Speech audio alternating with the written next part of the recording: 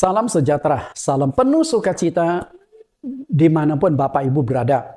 Hari ini saya akan melanjutkan pembahasan kita, topiknya tentang baptisan air. Karena ini merupakan salah satu pengajaran yang sangat penting di dalam Alkitab. Ini adalah sesi yang kedua dari doktrin baptisan air. Total ada 10 sesi yang akan kita kupas, sehingga Bapak Ibu bisa mendapatkan pengajaran sangat lengkap, sangat komplit tentang baptisan air yang sulit Bapak Ibu dapatkan di sinode gereja manapun. Kita akan berdoa, mohon Tuhan Yesus pimpin kita supaya kita dibukakan hati dan pikiran untuk memahami kebenaran sangat-sangat penting ini. Mari kita berdoa. Di dalam nama Tuhan Yesus Kristus kami berdoa. Terima kasih Tuhan, Juru Selamat kami yang hidup, sumber segala inspirasi kami. Hari ini kami kembali melanjutkan pembahasan kami dengan tema doktrin baptisan. Tuhan buka hati dan pikiran kami karena inilah sebuah doktrin sangat-sangat penting. Karena ini adalah amanat agung Tuhan Yesus Kristus. Supaya setiap orang yang percaya kepada Engkau dibaptis untuk memperoleh anugerah keselamatan. Buka hati dan pikiran siapapun yang mendengarkan pelajaran ini agar mereka dapat memahami dengan jelas sehingga ketika mereka menjalankan baptisan atau menerima baptisan mereka mengerti kebenaran ini yang sesuai dengan kehendak Engkau. Kami siap belajar, Roh Kudus yang akan menuntun dan menyertai kami di dalam nama Tuhan Yesus Kristus. Amin. Bapak Ibu yang saya kasihi, topik baptisan ini kami siarkan melalui link YouTube kami, Suara Kebenaran GCC, dan ada satu juga di Bible Teaching Ministry. Jadi Bapak Ibu bisa melihat kedua link ini. Baptisan air adalah salah satu doktrin yang sangat penting dalam Alkitab. Karena itu semua gereja, apapun denominasi, apapun sinode gereja Anda, pasti Anda melakukan baptisan air. Namun sangat disayangkan, tidak semua gereja atau hamba Tuhan yang mengerti apa tujuan, manfaat, khasiat, dan cara melakukan baptisan air yang sesuai dengan Alkitab. Sehingga muncullah berbagai macam pandangan, berbagai macam tafsiran, berbagai macam penjelasan tentang baptisan satu sinode dengan gereja sinode lain. Sementara kitab suci yang kita pegang itu sama, tapi memunculkan banyak ajaran yang berbeda-beda. Karena itu, untuk melengkapi pelajaran kita ini ada 10 pokok pelajaran yang kita akan ikuti dari topik baptisan air. Yang pertama, 3 khasiat baptisan air. Nah, ini sudah saya kupas pada minggu yang lalu. Maka Bapak Ibu yang belum mengikuti dari awal pelajaran ini bisa link kembali di YouTube kami. Nah, kemudian sesi yang kedua adalah 3 khasiat baptisan air bagian yang kedua. Karena khasiat baptisan air ini cukup panjang, jadi saya jadikan 2 kali pembahasan. Kemudian sesi yang ketiga, solusi menyelesaikan dosa manusia. Yang keempat, dibaptis dengan cara di Islam. Nah, di ayat pelajaran yang keempat dan seterusnya, nah kita sudah masuk ke esensi, ke tekniknya, ke caranya. Yang benar itu seperti apa sih baptisan yang Tuhan ajarkan. Yang kelima, dibaptis di sumber air yang mengalir. Yang keenam, dibaptis dalam nama Tuhan Yesus. Yang ketujuh, dibaptis dengan posisi menundukkan kepala. Jadi poin yang keempat sampai poin yang ketujuh ini adalah intisari dari pelajaran kita. Karena menentukan teknik. Dan teknik itu menentukan hasil. Cara mempengaruhi hasil. Sesi yang ke-8, apakah baptisan ulang boleh dilakukan? Nah, setelah Bapak Ibu mengikuti sesi 1 sampai sesi 7, saya yakin pikiran pandangan Bapak Ibu akan terbuka. Wah, ternyata selama ini baptisan yang saya sudah terima dari gereja belum sesuai dengan Alkitab. Lalu muncul pertanyaan, apakah baptisan ulang boleh dilakukan? Nah, di sesi ke-8 inilah saya kupas. Dan tentu saja baptisan ulang boleh diperlakukan andai kata baptisan Bapak Ibu yang dahulu itu tidak sesuai dengan Alkitab. Maka sampai hari ini saya merintis gereja atas kekuatan dan pimpinan Tuhan Yesus sekitar 10 tahun yang lalu. Sampai hari ini saya sudah membaptis 26 pendeta. Bapak Ibu, 26 pendeta. Mereka pendeta. Nah, setelah ikut pelajaran ini, mereka datang, lalu mereka minta Pak Nathan. Saya dulu baptisan ternyata keliru setelah mengikuti pelajaran Pak Nathan. Saya ingin dibaptis ulang. Saya tidak maksa mereka, tapi mereka dengan sukarela karena mereka ingin masuk ke dalam kebenaran, menerima kebenaran yang sesuai dengan Alkitab. Karena itu, saya bisa suatu hari saya akan buat sebuah video pendeta membaptis pendeta. Kok bisa? Nah, itu mungkin sesi yang ke-11 dari pelajaran ini. Supaya Bapak Ibu memahami bahwa baptisan itu sangat penting. Bahkan pendeta pun minta dibaptis ulang. Lalu sesi yang ke-9 dan sesi yang ke-10 saya mengupas tentang masalah baptisan anak. Karena baptisan anak ini terjadi pro dan kontra. Sebagian pendeta mengatakan itu tidak benar. Sebagian pendeta mengatakan benar. Karena di dunia ini ada dua kelompok. Ada yang setuju baptisan bayi atau anak dan ada yang tidak setuju. Mana yang benar? Karena cukup panjang, saya kupas di sesi yang ke-9 sampai 10. Oke. Kemudian, kita akan bahas di sesi yang kedua. 3 khasiat baptisan air. Bagian yang kedua. 3 khasiat baptisan air bagian yang kedua. Pada minggu yang lalu, saya sudah munculkan layar ini. Oke. Nah, di sesi yang pertama, memperoleh pengampunan dosa sudah saya kupas. Nah, hari ini kita akan kupas selesaikan 2 bagian. Bahwa baptisan air kita akan mendapatkan status sebagai anak Allah. Dan melalui baptisan air kita akan memenuhi syarat-syarat keselamatan yang ditentukan oleh Tuhan. Dengan kata lain, baptisan adalah salah satu syarat keselamatan. Bukan satu-satunya, salah satu. Oke. Khasiat kedua dari baptisan air adalah memperoleh status sebagai anak Allah. Ini status yang sangat-sangat penting. Rasul Paulus menjelaskan bahwa semua manusia adalah keturunan Allah melalui Adam. Karena Adam adalah manusia pertama, nenek moyang manusia diciptakan oleh Allah. Kita lihat dulu Kisah Rasul 17 ayat ke-26. Karena ayat ini mencakup seluruh umat manusia di dunia. Dari satu orang saja, ia telah menjadikan semua bangsa dan umat manusia untuk mendiami seluruh muka bumi. Dan ia telah menentukan musim-musim bagi mereka dan batas-batas kediaman mereka. Ayat 28. Sebab di dalam Dia kita hidup, kita bergerak, kita ada, seperti yang juga telah dikatakan oleh pujangga-pujanggamu, sebab kita ini dari keturunan Allah juga. Perhatikan 2 kalimat yang ingin saya ajak Bapak Ibu melihat lebih fokus. Kalimat yang pertama adalah, sebab kita ini dari keturunan Allah juga. Berarti kalau kita telusuri, seharusnya Allah itu menjadi nenek moyang manusia yang utama, bukan Adam. Oke? Nah, kemudian masalah adalah Allah itu roh. Nah, Allah yang roh itu menciptakan Adam adalah tubuh jasmani. Nah, setelah itu kita keturunan tubuh jasmani dari Adam. Dengan demikian, Adam itu adalah nenek moyang manusia secara jasmani. Nah, nenek moyang semua manusia secara rohani seharusnya Allah. Jadi Allah nenek moyang manusia rohani, kemudian Adam nenek moyang manusia secara jasmani. Dan dari Adam ini lalu lahirlah anak cucu sampai hari ini 8,5 miliar manusia. Dengan kata lain, seluruh penduduk muka bumi bersumber dari satu orang. Tapi kita bertanya, bukankah Allah ciptakan 2 orang? Ada Adam dan ada Hawa. Masalah begini, kalau betul Allah ciptakan 2 orang, Adam dan Hawa, sedangkan ayat ini mengatakan 1 orang, konflik dong. Masalah begini, Adam diciptakan dari tanah, Hawa diciptakan dari tulang rusuk Adam. Nah, dengan demikian tidak melanggar ayat ini. Kecuali kalau Allah ciptakan Adam dari tanah, Hawa juga diciptakan dari tanah, maka ayat ini jadi salah. Bukan 1 orang, tapi 2 orang. Nah, dari sini tetap 1 orang.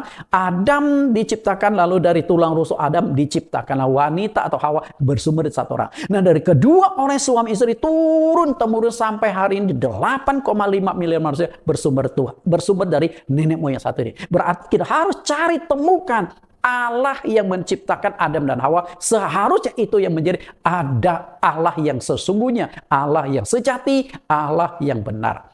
Penekanan saya di sini adalah lintas agama kebudayaan bangsa. Karena kita berbicara tentang asal-usul manusia.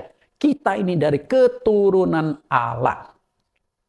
Karena keturunan Allah, maka nenek moyang manusia, yaitu Adam disebut anak Allah. Karena perhatikan kata anak Allah. Nah, kata anak Allah itu hanya sebuah istilah. Bukan berarti Allah benar-benar menghasilkan anak sama seperti orang tua melahirkan anak. Bukan, itu istilah. Sama seperti anak tangga. Itu istilah. Apakah tangga itu beranak? Kan tidak begitu. Kita lihat dulu ayatnya. Lukas pasal 3 ayat 36 sampai 38. Nah, ini silsilah Yesus Kristus. Anak Kenan, anak Arpaksad, anak Sem, anak Nu, anak Lamek, anak Metusala, anak Henok, anak Yared, anak Mahalalel, anak Kenan, anak Enos, anak Set, anak Adam, anak Allah. Jadi diurut nih. Adam adalah anak Allah. Dan Adam adalah anak Allah, kemudian Set adalah anak Adam, Enos adalah anak Set, Kenan adalah anak Enos. Jadi mundur begini. Jadi dengan kata lain, Adam adalah anak Allah. Nah, seharusnya kalau Adam itu adalah anak-anak Allah, seluruh keturunan Adam itu seharusnya menjadi anak-anak Allah. Kan logikanya begitu, betul? Namun sangat disayangkan, status sebagai anak Allah itu hilang ketika Adam dan Hawa berbuat dosa, melanggar perintah Allah, memakan buah pohon pengetahuan baik dan jahat. Sehingga manusia kehilangan kemuliaan. Otomatis saat itu juga kehilangan status sebagai anak Allah. Roma 5 ayat 12. Sebab itu, sama seperti dosa telah masuk ke dalam dunia oleh satu orang. Dan oleh dosa itu juga maut. Demikianlah maut itu telah menjalar kepada semua orang karena semua orang telah berbuat dosa. Perhatikan penekanan kata dosa, dosa, dosa. Artinya dosa itu menjadi penyebab kita kehilangan status sebagai anak Allah. Dosa itu menjadi pemisah antara kita dengan Allah. Nah, berbicara tentang dampak-dampak dosa itu sudah saya kupas pada sesi yang pertama. Bapak Ibu bisa melink dan melihat kembali. Ayat 14, sungguh pun demikian, maut telah berkuasa dari zaman Adam sampai kepada zaman Musa, juga atas mereka yang tidak berbuat dosa dengan cara yang sama seperti yang dibuat oleh Adam, yang adalah gambaran dia yang akan datang. Perhatikan kalimat, tidak berbuat dosa sama seperti yang dibuat oleh Adam. Maksudnya adalah, Adam makan buah pohon pengetahuan yang berjahat, membuat mereka berbuat dosa. Nah, kita tidak makan buah pohon pengetahuan baik dan jahat. Tapi karena Adam nenek moyang kita, maka kita pun telah berbuat dosa. Inilah yang disebut dosa turunan. Dosa turunan adalah dosa yang bersumber dari nenek moyang kita, Adam dan Hawa. Logika dosa turunan itu seperti begini. Katakanlah Bapak Ibu, Anda punya seorang bapak. Lalu bapak kita ini, sewaktu hidupnya, dia suka sekali makan di warung itu. Di warung makan, ngutang, merokok, minum, semuanya. Ngutang-ngutang, akhirnya menumpuk, katakanlah 10 juta. Ini warung kecil, bukan warung besar. 10 juta. Suatu hari, papa Anda dipanggil Tuhan. Nah, apakah 10 juta itu lunas? Apakah tukang warung Anda bisa berkata, sorry Pak, bapak saya baru meninggal, jadi utang 10 jutanya bebas ya? Nggak bisa. Anda sebagai ahli waris, Anda sebagai anak yang harus membayar utang bapak Anda, walaupun bapak Anda itu sudah meninggal. Nah, ini disebut dosa warisan, dosa turunan. Dosa turunan. Maka kita, karena keturunan Adam dan Hawa, semua orang punya dosa turunan. Maka semua orang punya dosa. Roma 3:23 sampai 25.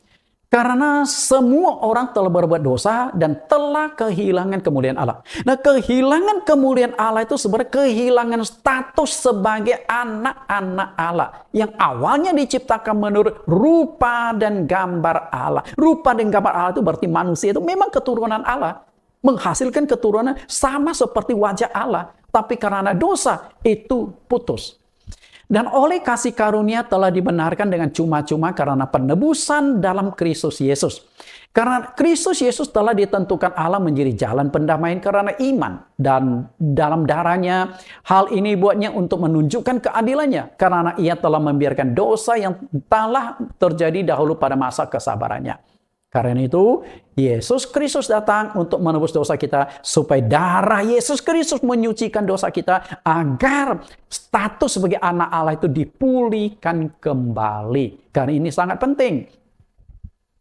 Didamaikan oleh darah Yesus. Karena hanya darah Yesus Kristuslah yang bisa memulihkan kita. Nah, disinilah peran dari baptisan adalah menyelesaikan dosa. Peran dari baptisan adalah menyucikan segala dosa kita. Nah, itu sudah saya kupas pada sesi yang pertama. Jadi ketika darah Yesus sudah menyucikan dosa kita, maka status sebagai anak Allah itu akan dipulihkan. Intinya di sana. Dosa adalah penyebab manusia kehilangan status sebagai anak Allah. Status. Karena itu, bagaimana cara untuk memulihkan status sebagai anak Allah yang telah hilang itu? Dipulihkan. Caranya adalah melalui baptisan air. Berarti baptisan air itu punya kuasa memulihkan status kita sebagai anak Allah. Karena awalnya nenek moyang kita Adam punya status sebagai anak Allah. Tapi putus karena dosa. Maka kita harus sambung kembali supaya kita bisa menjadi keturunan Allah, menjadi anak-anak Allah. Caranya adalah dosa yang membuat manusia kehilangan status anak Allah harus dibereskan. Itu permasalahan. Artinya pemulihan status anak Allah. Manusia kehilangan status sebagai anak Allah karena dosa. Sedangkan baptisan punya khasiat mengampuni dosa. Dengan demikian, setelah kita dibaptis, kita punya status sebagai anak Allah akan dipulihkan.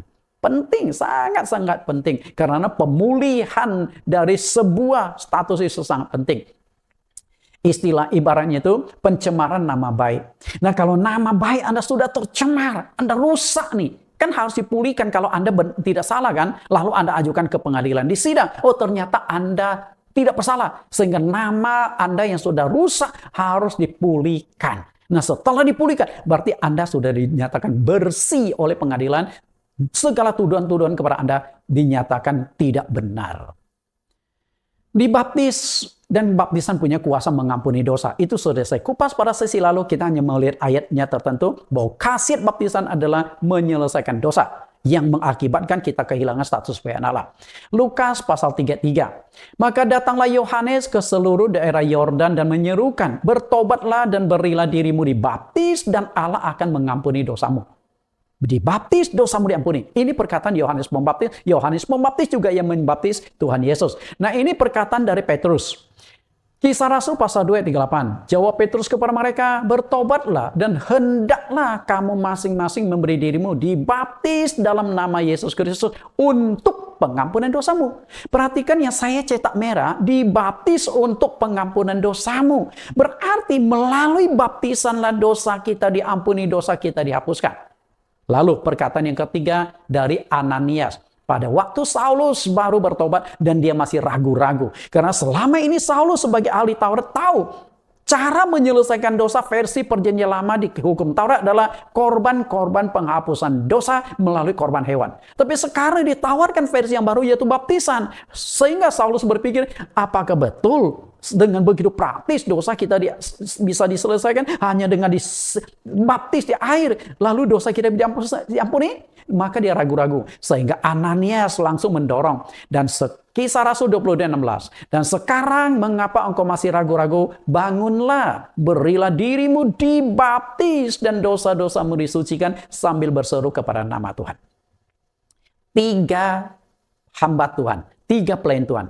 Yohanes, Petrus, dan Ananias sama-sama menekankan kalimat yang sama, baptisan punya kuasa untuk mengampuni dosa. Nah, tinggal para hamba Tuhan. Percaya nggak baptisan punya kuasa mengampuni dosa? Itu urusan Anda. Nah, kalau Anda percaya baptisan punya kuasa mengampuni dosa, berarti Anda juga harus percaya baptisan bisa mengembalikan status sebagai anak-anak Allah. Karena dosa mengakibatkan kita kehilangan status anak Allah. Betapa pentingnya baptisan air sampai Tuhan sendiri memberikan contoh bahwa melalui baptisan air Tuhan diberikan status sebagai anak Allah. Bapak Ibu yang saya kasih, Yesus disebut anak Allah. Penegasan, inilah anakku. Ketika Yesus dibaptis di Sungai Yordan. Masalah begini Bapak Ibu.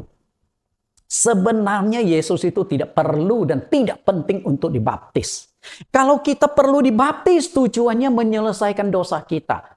Sedangkan Yesus dibaptis, apakah dia punya dosa? Enggak. Tapi Yesus ingin memberikan suatu penegasan teori dan praktek. Secara teori dia perintahkan baptis. Secara praktek dia kasih contoh. Supaya teori dengan praktek itu berjalan sinkron.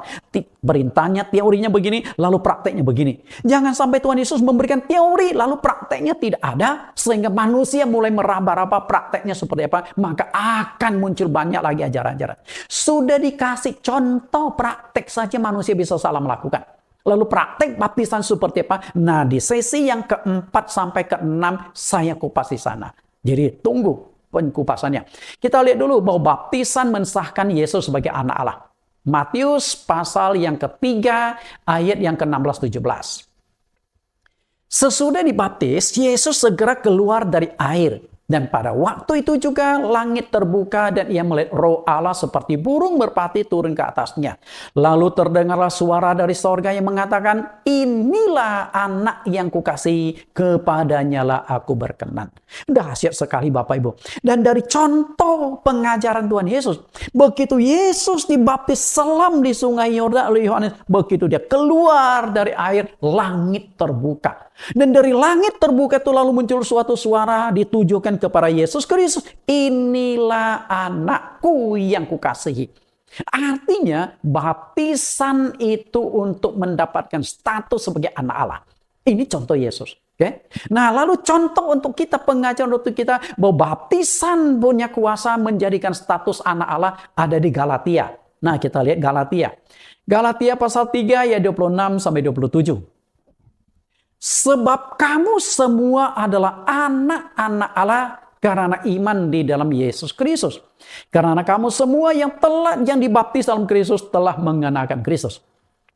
Perbandingan yang sama, perhatikan, dibaptis dan anak-anak Allah. Maksud Rasul Paulus adalah melalui baptisan ini kita akan dapatkan kembali status sebagai anak-anak Allah. Pemulihan sebagai anak-anak Allah. Pemulihan itu sangat penting. Kenapa demikian? Karena anak akan menjadi ahli waris sorga. Intinya itu ada di sana.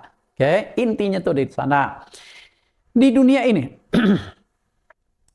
banyak suku-suku bangsa di seluruh dunia, termasuk di Indonesia, yang sangat mementingkan status marga. Marga atau marga. Karena status suku itu menentukan garis keturunan. Marga itu menentukan keturunan. Misalnya saya ini. Saya marga Bong. Saya marga Bong. Jadi nama lengkap saya, kan nama Indonesia Nathan Jurnawan. Dan nama saya Bong Ji Sian. Saya orang Hakka. Saya orang Kek berasal dari Kalimantan. Bong Ji Sian. Nah dengan sendirinya anak-anak saya semuanya termasuk marga Bong. Karena marga saya diturunkan kepada anak saya. Kemudian marga ini sangat penting. Katakanlah saya memiliki warisan sebesar 10 triliun di bank. 10 triliun. Anak-anak katakanlah tahu bahwa setelah saya meninggal, mereka akan menjadi ahli waris dari 10 triliun itu. Permasalahannya adalah apakah mereka benar-benar anak saya? Ketika saya meninggal, orang yang akan mendapatkan warisan adalah anak-anak saya. Karena mereka telah memiliki status sebagai anak, maka secara otomatis mereka juga akan memiliki status sebagai ahli waris. Jadi di dalam hukum di negara manapun yang namanya ahli waris adalah orang yang akan menjadi status sebagai anak atau masih ada ikatan yang sangat erat dengan orang yang meninggal itu. Ikatan darah terdekat. Nah itu, jangan main-main dengan status sebagai anak Allah. Karena akan menentukan apakah engkau bisa menjadi ahli waris kerajaan sorga atau tidak. Nah, status anak Allah itu kita dapatkan lewat baptisan. Nah, ini yang disebut kelahiran kembali. Kita lihat kelahiran kembali. Tanpa kelahiran, kita tidak akan memiliki status sebagai anak. Karena status anak itu kita dapatkan lewat kelahiran. Nah, demikian pula lewat kelahiranlah anak saya punya 2 anak, Renata dan Jeremy. Maka mereka mendapatkan status sebagai anak Nathan. Oke, sehingga suatu hari kalau saya dipanggil Tuhan, mereka bisa mengklaim 10 triliun warisan saya untuk mereka nikmati. Kita lihat dulu tentang kelahiran kembali. Yohanes pasal 3:5, jawab Yesus, aku berkata kepadamu, sesungguhnya jika seorang tidak dilahirkan dari air dan roh, ia tidak dapat masuk ke dalam kerajaan Allah. Dilahirkan dari air dan roh. Apa sih yang dimaksudkan dilahirkan dari air dan roh itu? Penekanan ini dilahirkan kembali. Oke, kita lihat penjelasan dari Rasul Paulus tentang arti dilahirkan kembali dari air dan roh. Titus pasal 3:5. Pada waktu itu dia telah menyelamatkan kita bukan karena perbuatan baik yang telah kita lakukan, tetapi karena rahmat-Nya oleh permandian kelahiran kembali. Perhatikan kata kelahiran kembali. Dan oleh pembaharuan yang dikerjakan oleh Roh Kudus. Nah, dilahirkan kembali lewat air itu adalah permandian, itu baptisan. Dilahirkan dari roh, artinya orang itu harus dipenuhi Roh Kudus. Artinya dibaptis dan dipenuhi Roh Kudus adalah cara untuk memulihkan status kita sebagai anak Allah. Maka ketika Yesus dibaptis di Sungai Yordan, langit terbuka. Lalu Roh Kudus turun seperti burung merpati atas diri Yesus. Roh Kudus turun atas diri Yesus, lalu terdengar suara, inilah anakku. Jadi baptisan air dan dipenuhi Roh Kudus adalah dua syarat mutlak pemulihan kekristenan, pemulihan status anak Allah, dan juga sebagai syarat menentukan keselamatan. Itu hal yang sangat penting dan tidak bisa ditawar-menawar lagi. Kita lihat tentang ahli waris. Nah, yang akan diwariskan banyak nih. Banyak perhiasan, ada kartu kredit Mastercard, lalu ada uang dolar. Ya. Nah, warisan ini hanya bisa didapat oleh orang yang dapat status sebagai anak. Nah, status anak itu diperoleh lewat kelahiran. Kita lihat, ini versi dunia dan ini versi sorga. Nah, versi dunia memiliki status anak dari si Anu. Kalau si Anu punya uang 10 triliun, yang bisa menjadi ahli waris dari si Anu adalah anak si Anu. Sama juga Nathan. Yang katakanlah Nathan punya 10 triliun di bank. Nah, yang bisa mendapati ahli waris dari Nathan adalah harus anak-anak Nathan. Nah, anak Nathan itu diperoleh lewat kelahiran. Anak saya dilahirkan dari istri saya, maka saya nikah sama Rahel, lalu Rahel melahirkan dua anak laki, Renata dan Jeremy. Maka setelah saya meninggal, dengan istri saya meninggal, kedua anak ini berhak mengklaim warisan saya 10 triliun itu. Ini versi dunia. Lalu versi Allah, sorga adalah warisan bagi orang yang akan menjadi penghuninya, tapi harus dapatkan dulu status sebagai anak-anak Allah. Nah, anak-anak Allah itu diperoleh lewat status apa? Kelahiran kembali. Nah, kelahiran kembali itu menggunakan air. Maka disebut dilahirkan dari air. Nah, dilahirkan dari air itu adalah kelahiran secara rohani. Oke? Inilah kelahiran kembali. Jadi kalau manusia lewat kelahiran dapat status anak. Nah, status anak Allah didapatkan lewat kelahiran kembali, yaitu baptisan air, dilahirkan dari air. Dengan demikian, status anak Allah itu kita pegang. Maka kalau kita sudah pegang status anak Allah, kita adalah ahli waris kerajaan sorga. Betapa pentingnya mendapatkan status sebagai anak Allah. Karena status itu menentukan apakah Anda berhak menjadi ahli waris sorga atau tidak. Perlu diketahui bahwa orang yang sudah percaya kepada Tuhan Yesus tidak secara otomatis juga telah mendapatkan status sebagai anak-anak Allah. Seringkali di gereja kita tepuk tangan, kita naikkan pujian. Ya Aba Bapa, ini aku anakmu. Kita nyanyi, kita mengaku. Nah, persoalannya adalah apakah Bapa di sorga mengakui kita sebagai anaknya? Kalau enggak, kita hanya klaim sepihak. Nah, yang bisa menjadi anak Allah, yang seharusnya cocok menyanyikan lagu, Ya Aba Bapa, ini aku anakmu, adalah mereka yang sudah dibaptis. Karena baptisan itulah yang mensahkan kita sebagai anak-anak Allah. Kalau enggak, Tuhan enggak mengakui Anda sebagai anak-anaknya.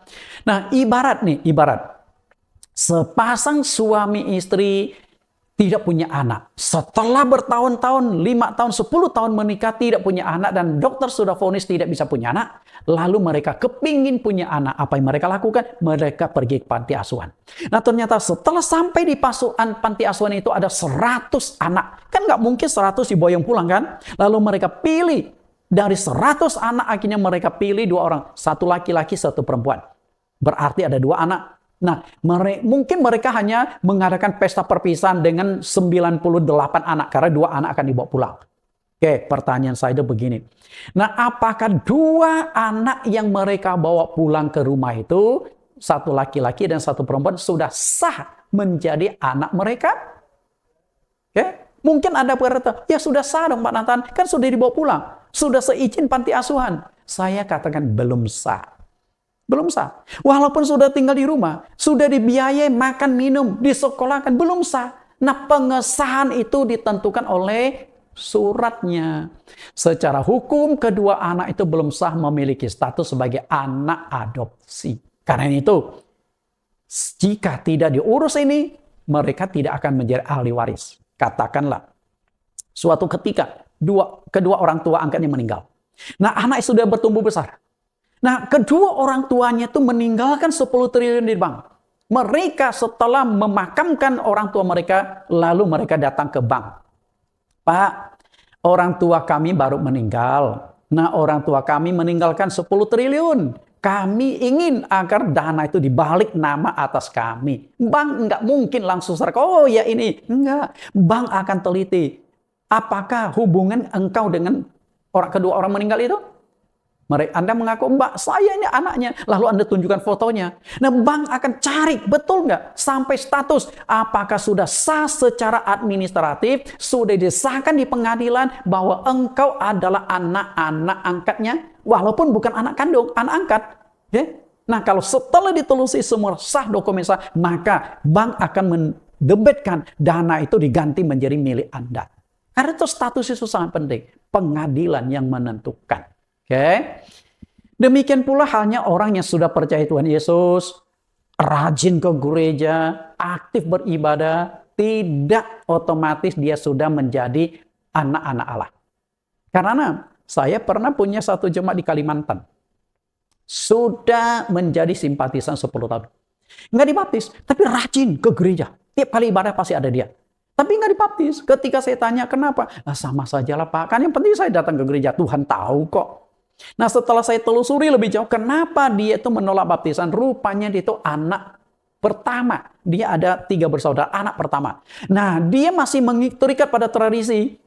Yaitu, kalau bapak ibunya meninggal, dia yang harus pegang hiolo.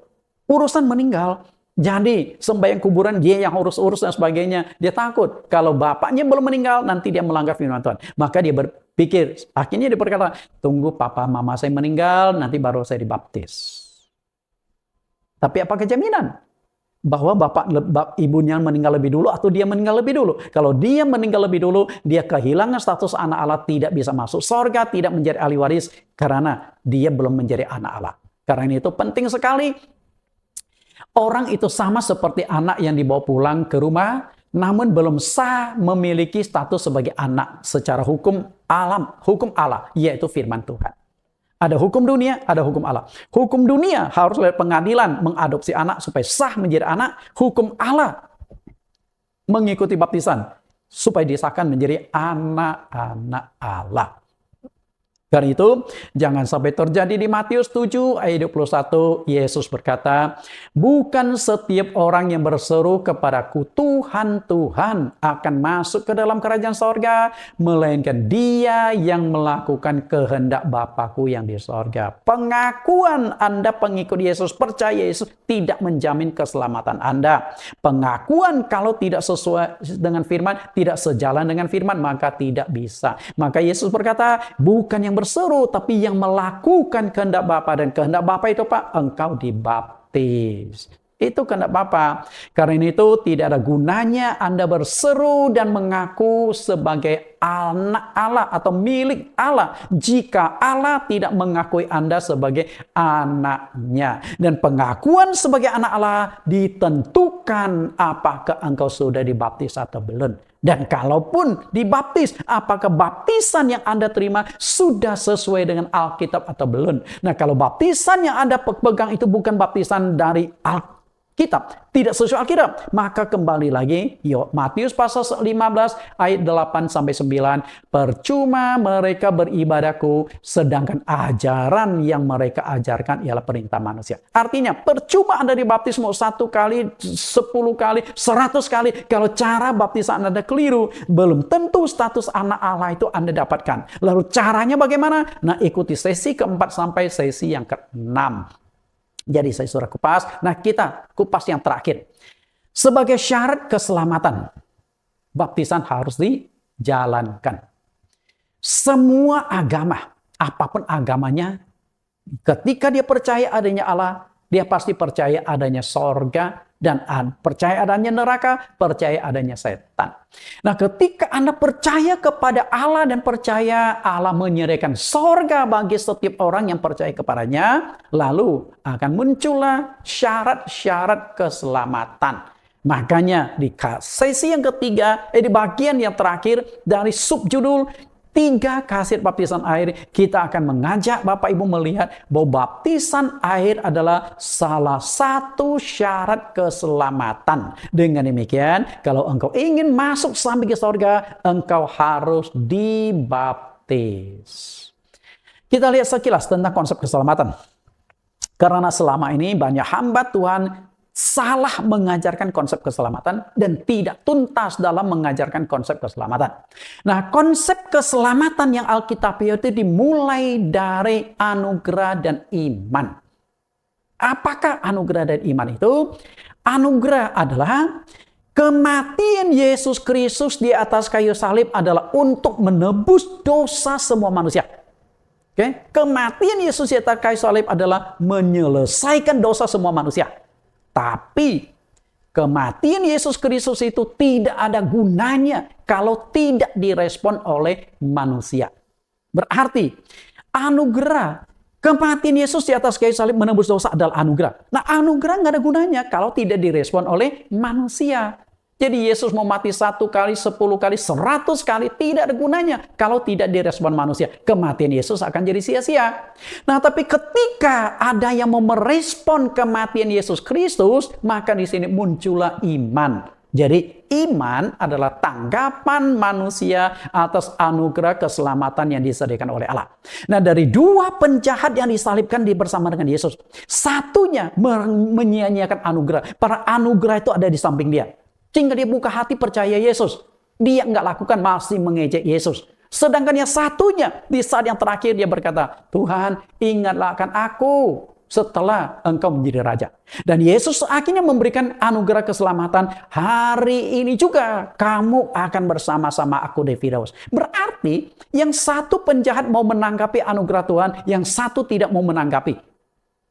Yang satu menanggapi, yang satu tidak menanggapi. Nah, yang menanggapi anugerah keselamatan otomatis dia beriman kepada Yesus. Jadi iman adalah tanggapan manusia atas anugerah keselamatan. Nah, banyak pendeta bermain di 2 area. Anugerah iman, engkau diselamatkan. Padahal tidak cukup. Nah, kenapa saya katakan tidak cukup? Anugerah dan iman itu nggak bisa diukur. Bagaimana Anda mau mengukur iman anugerah Tuhan? Masalah begini. Saya ketemu sama jemaat tahunan. Artinya 1 tahun datang sekali beribadah. Lalu saya tanya, Pak, Bapak yakin nggak setelah meninggal masuk surga? Yakin dong, saya kan percaya Yesus. Oke, ini jemaat tahunan. Lalu besok saya ketemu sama jemaat mingguan yang tiap minggu datang ke beribadah ke gereja. Pertanyaan saya sama, Pak, Bapak yakin nggak setelah meninggal masuk surga? Yakin dong, saya kan percaya Yesus. Nah, ukur pakai apa? Yang setahun sekali yakin masuk surga, yang setiap minggu yakin masuk surga. Dua-duanya mengaku pasti yakin masuk surga. Iman Anda mau ukur bagaimana? Yang satunya imannya pas payah. Setahun sekali datang ke gereja. Yang satu imannya kuat. Berarti iman itu nggak bisa diukur. Nah, satu-satunya tolak ukur dan iman itu berarti harus dibutuhkan konsep selanjutnya. Nah, konsep selanjutnya itu apa? Apakah dengan beriman saja bisa selamat? Artinya anugerah dan iman tidak bisa menyelamatkan. Nah, yang bisa menyelamatkan harus dibutuhkan konsep yang ketiga. Konsep apa? Kita lihat dulu apa yang disampaikan oleh Yakobus, adiknya Yesus. Yakobus 2:14. Apakah gunanya saudara-saudaraku jika seorang mengatakan bahwa ia mempunyai iman, padahal ia tidak mempunyai perbuatan? Dapatkah iman itu menyelamatkan dia? Dengan tegas Yakobus mengatakan iman itu tidak bisa menyelamatkan orang. Kalau iman itu kosong. Nah, bagaimana supaya iman itu punya isi? Maka dibutuhkanlah konsep yang ketiga. Dan konsep yang ketiga dari iman yang bisa mengukur kekuatan iman adalah ketaatan. Taat apa enggak? Kalau Anda mau taat, Anda punya iman itu iman yang kosong. Ibaratnya begini, Anda sakit lalu datang kepada dokter. Kenapa Anda datang kepada dokter? Karena Anda percaya dokter bisa membantu mengobati Anda. Lalu dokter kemudian mengeluarkan resep obat, tebus obat ini. Lalu Anda berkata, dokter, saya nggak percaya sama resep ini, saya hanya percaya pada Anda. Artinya, Anda itu beriman tapi nggak punya ketaatan. Wujud ketaatannya adalah dokter sudah kasih resep supaya Anda taat, pergi ke apotek, beli obat, minum untuk kesembuhan Anda. Bisa bedakan nggak antara iman dan ketaatan? Iman kepada Yesus, ketaatan itu tidak kurang, tidak ada. Ketaatan pada apa? Firman. Tuhan Yesus dengan firman itu kesatuan yang tidak terpisahkan. Pada mulanya adalah firman, firman itu bersama-sama dengan Allah dan firman itu adalah Allah. Yesus adalah firman yang menjadi manusia. Firman dengan Yesus kesatuan yang tidak terpisahkan. Kalau Anda percaya Yesus tidak percaya pada firman, sama seperti Anda percaya dokter, tetapi tidak percaya pada resep dokter. Nah, kemudian saya jabarkan lebih jauh. Ketika Anda sakit, setelah dapat resep dokter, lalu katakanlah Anda sakit jantung. Nah, ketika minum obat pun nggak sembarangan. Dokter berikan 3 kali 2. Artinya sehari minum 3 kali, setiap kali 2 butir atau 2 tablet. Tapi karena Anda ingin cepat sembuh, Anda ubah 3 kali 5. Apa yang terjadi? Anda akan bukan sembuh lagi, tapi Anda akan dapat karangan bunga karena terlalu berani mengubah resep dokter. Dan di karangan bunga ada tulisan RIP, Anda COVID. Kenapa Anda COVID? Tidak taat. Dokter sudah tulis 3 kali 2, tapi Anda ubah jadi 3 kali 5. Jantung Anda tidak kuat menahan obat itu. Overdosis. Kena serangan jantung. Tujuan menyembuhkan jantung malah kena serangan jantung karena overdosis obat itu. Nah, firman Tuhan pun nggak boleh diubah. Tuhan sudah tentukan baptisan harus begini, lalu Anda kutak-katik. Beda baptisannya dengan yang ditentukan Tuhan. Anda pun akan bermasalah. Baptisan Anda tidak diterima oleh Tuhan. Nah, inilah konsep keselamatan. Ketaatan dalam hal apa saja untuk memperoleh keselamatan? Ketaatan, dan salah satu wujud ketaatan itu adalah baptisan. Salah satu perintah yang harus ditaati adalah baptisan air. Bahkan ini menjadi perintah yang sangat penting dan menyatu dengan amanat agung Tuhan Yesus. Maka Tuhan Yesus utus murid, pergi, beritakan Injil. Nah, ketika beritakan Injil pasti ada orang yang percaya dong dan harus segera dibaptis. Maka inilah yang menjadi amanat agung. Jadi amanat agung adalah pergi dan ajarkan, pergi dan lakukan. Matius 28 ayat 19. Karena itu pergilah, jadikanlah semua bangsa muridku. Jadikan semua bangsa muridku. Hasil pemberitaan banyak orang percaya. Tapi nggak cukup. Baptislah mereka dalam nama Bapa dan Roh Kudus. Jadi yang sudah percaya kepada Yesus harus segera dibaptis. Jadi kalau Anda percaya Yesus, rajin ke gereja, tidak mau dibaptis, belum lengkap. Masih separuh jalan. Karena itu, baptisan air bukan hanya sekedar menjadikan kita sebagai pengikut Tuhan Yesus atau menjadi orang Kristen, namun baptisan air merupakan salah satu syarat keselamatan.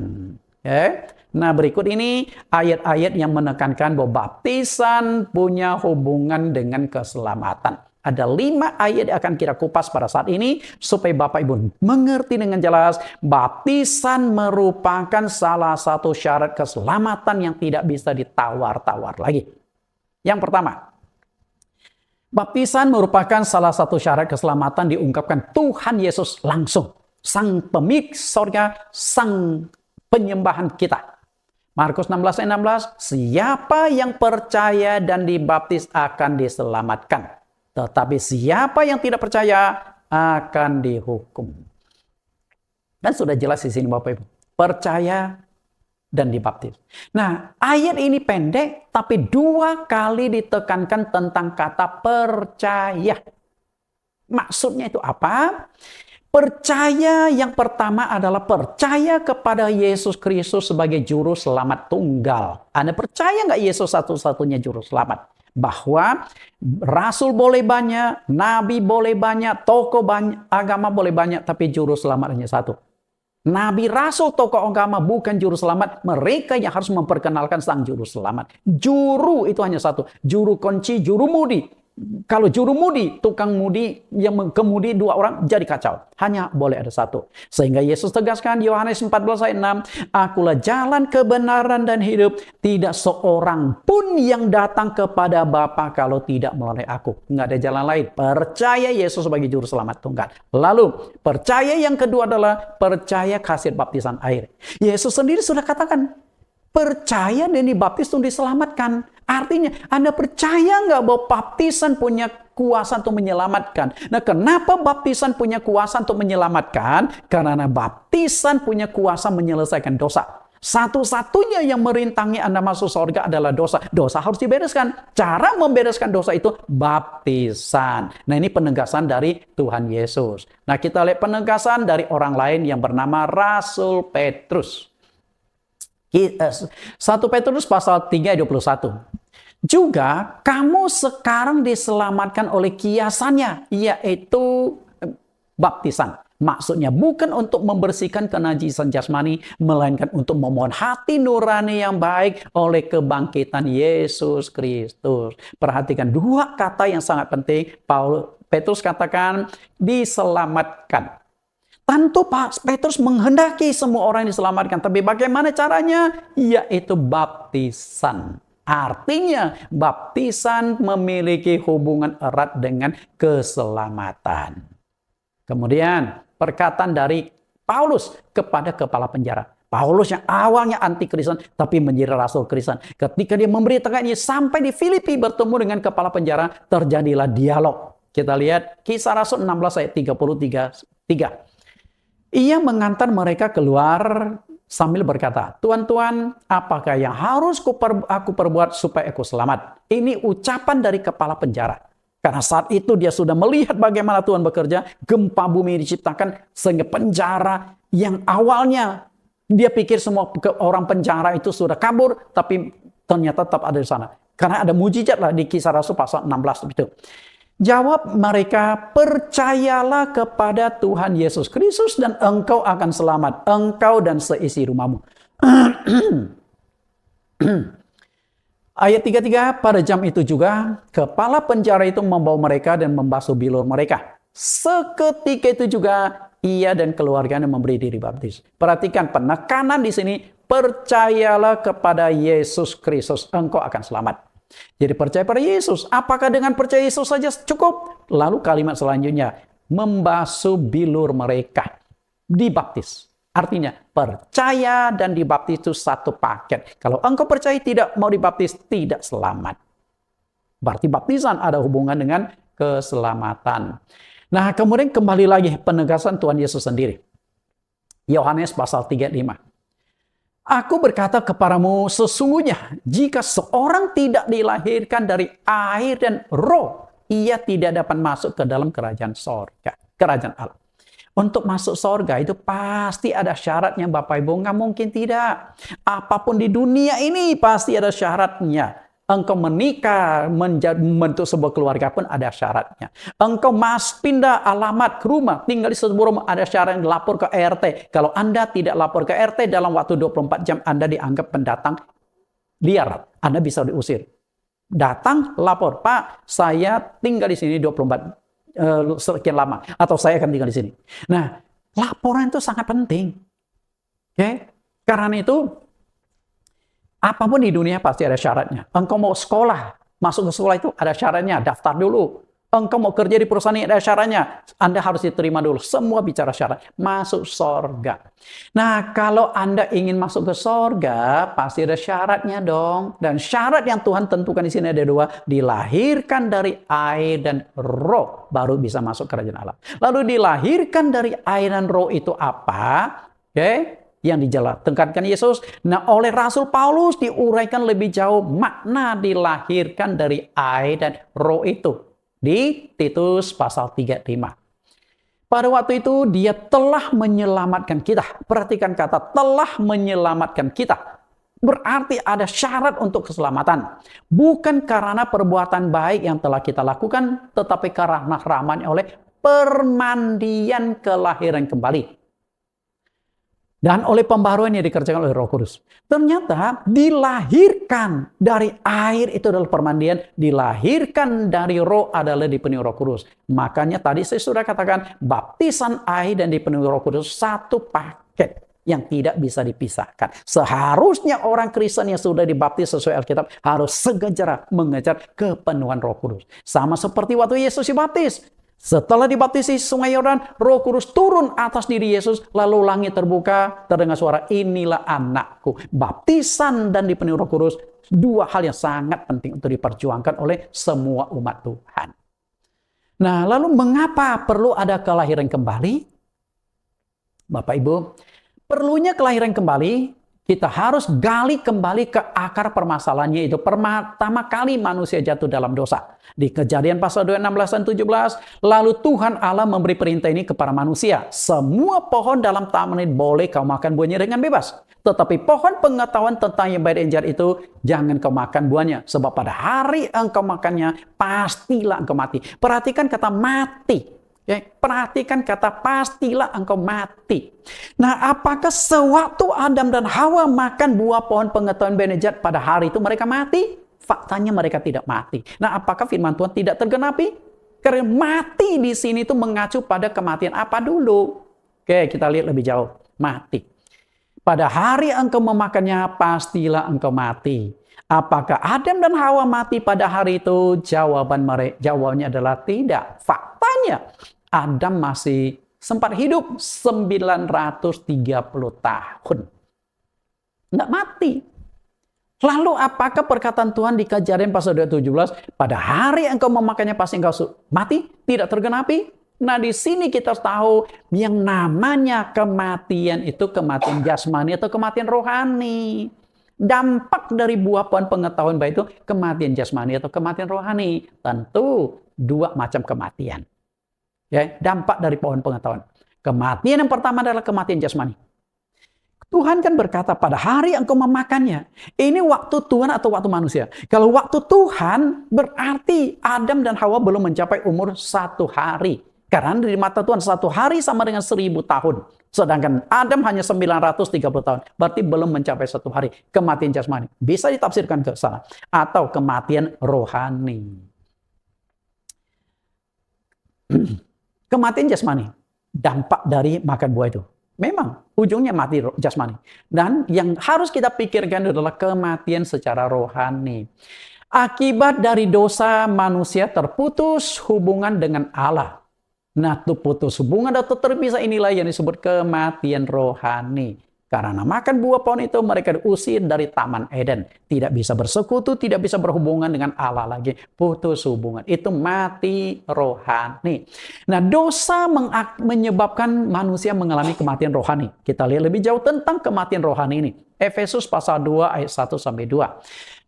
Ini perkataan Paulus kepada jemaat di Efesus. Dahulu kamu sudah mati karena pelanggaran dan dosa-dosamu. Berarti dosa itu menyebabkan kematian secara rohani.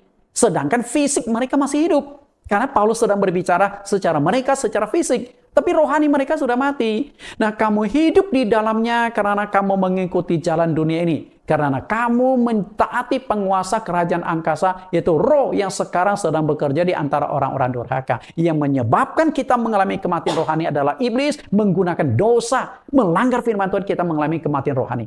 Jadi Adam dan Hawa mengalami kematian rohani, seluruh keturunan mengalami kematian rohani. Nah, kematian rohani ini harus dipulihkan melalui baptisan. Maka disebut dilahirkan dari air dan roh. Jadi baptisan adalah melahirkan kembali rohani kita yang sudah mati. Nah, adanya kematian rohani dijelaskan oleh Tuhan Yesus lebih jauh. Matius 8 ayat 21-22. Seorang lain, yaitu salah seorang muridnya, berkata kepadanya, "Tuhan, izinkanlah aku pergi dahulu menguburkan ayahku."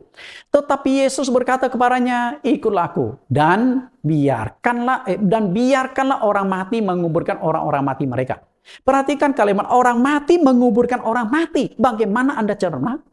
Nah, apakah orang mati menguburkan orang mati itu begini? Ada mayat kita bawa ke kuburan, setelah taruh di kuburan kita cepat-cepat kabur, lalu malam hari teman-teman yang sudah lebih dulu mati itu ramai-ramai keluar lalu menguburkan mayat yang baru itu? Apakah seperti itu? Tentu tidak. Orang mati menguburkan orang mati artinya orang yang mati secara jasmani, orang yang mati secara rohani menguburkan orang yang mati secara jasmani. Atau orang yang mati secara rohani menguburkan mayat. Berarti sewaktu kita masih hidup, rohani kita itu mati. Nah, rohani yang sudah mati ini bagaimana dihidupkan? Lahir kembali. Dilahirkan kembali lewat air dan roh. Nah, inilah yang disebut kelahiran kembali. Karena Tuhan Yesus berkata di Yohanes pasal 36, apa yang dilahirkan dari daging adalah daging. Secara daging kita hidup, tapi rohani ini kita mati. Nah, bagaimana rohani yang sudah mati bisa hidupkan? Dilahirkan sekali lagi lewat baptisan air. Berarti baptisan air adalah untuk melahirkan kembali rohani kita. Karena ketika kita dibaptis, kita mati bersama dengan Tuhan. Ketika kita keluar dari air baptisan, kita bangkit hidup kembali bersama dengan Tuhan. Nah, itu diuraikan lebih jauh oleh Rasul Paulus di Roma pasal 6 ayat 3 sampai ayat ke-5. Jadi waktu Anda diselamkan ke dalam air, berarti Anda mati dalam dosa, dikuburkan. Okay? Nah, air baptisan itu ibarat tanah. Orang yang mati dalam dosa itu harus masuk ke dalam air baptisan. Nah, setelah dikuburkan, lalu ketika Anda keluar dari air baptisan, artinya Anda bangkit, Anda hidup kembali, Anda sudah dipulihkan. Maka Yesus sudah masuk dalam air, keluar dari air baptisan, Roh Kudus turun atas Tuhan Yesus. Jadi, baptisan air tujuannya untuk menghapus dosa. Kenapa dosa ini harus dihapuskan? Karena satu-satunya yang merintangi kita masuk surga adalah dosa. Nah, setelah itu kita bisa masuk surga. Jadi begini ya, satu-satunya yang merintangi kita masuk surga adalah dosa. Nah, karena itu dosa harus diselesaikan. Lalu bagaimana cara menyelesaikan dosa? Kisah Rasul pasal 2 ayat 38, dibaptis dalam nama Yesus Kristus untuk pengampunan dosamu. Nah, kalau dosamu sudah diampuni, berarti engkau bisa masuk surga. Karena yang merintangi engkau masuk surga sudah diselesaikan. Nah, dari sini kita kembali ke pelajaran awalnya. Sampai di sini, apakah Anda sudah mengerti dan percaya akan 3 khasiat baptisan air yang sudah saya jelaskan dalam 2 sesi? Kalau Anda belum mengerti, belum percaya, ulang. Tapi kalau Anda sudah mengerti, maka pertanyaan saya adalah, apakah baptisan yang Anda terima sudah sesuai dengan Alkitab? Ya, sudah selesai belum? Nah, kalau baptisan yang Anda terima belum sesuai dengan Alkitab, Anda akan mempertaruhkan 3 hal yang sangat penting. Belum tentu dosamu diampuni, Anda belum dapat status sebagai anak Allah, dan syarat keselamatan belum Anda penuhi. Karena itu, kita pikirkan dengan baik-baik, dengan berbagai macam cara model baptisan. Di seluruh dunia saat ini ada 3 baptisan yang berlaku. Baptisan percik, selam, bendera. Manakah yang sesuai dengan Alkitab?